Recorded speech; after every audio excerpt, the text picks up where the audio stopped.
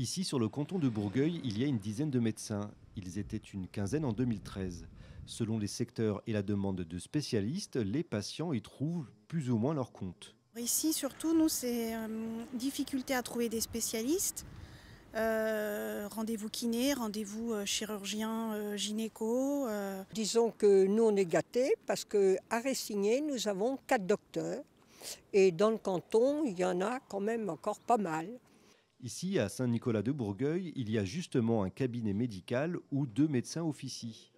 Romain Imbert y exerce son activité depuis plus d'une dizaine d'années. Il dénonce l'aspect contraignant de la loi Garot et la contre-proposition du Premier ministre. Si on n'est pas obligé à faire les choses, on va assez facilement se porter volontaire pour faire beaucoup de choses. Et 2 jours par mois, c'est pas tant que ça.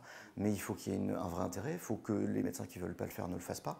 On ne va pas forcément demander à un médecin qui aurait l'âge de la retraite, mais qui reste pour rendre service, d'aller remplacer un jour ponctuellement avec des patients qu'il ne connaît pas. Et on ne va pas lui demander de faire un exercice qui n'est pas forcément le plus simple pour lui. La manière dont c'était reçu par les collègues autour, c'était de dire bah, si c'est comme ça, j'arrête. Avec une patientèle qui a doublé en 10 ans, des confrères qui partent en retraite sans être correctement remplacés, la médecine de campagne est en tension. Pour Romain Imbert, la solution ne peut pas venir d'en haut.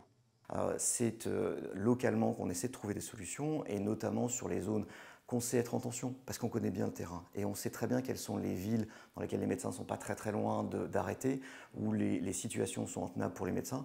Et localement, on va trouver des solutions. Nationalement, on a des propositions. Le mouvement de mécontentement commence à faire tache d'huile, puisque les internes appellent à une grève et à manifester dès demain, mardi 29 avril.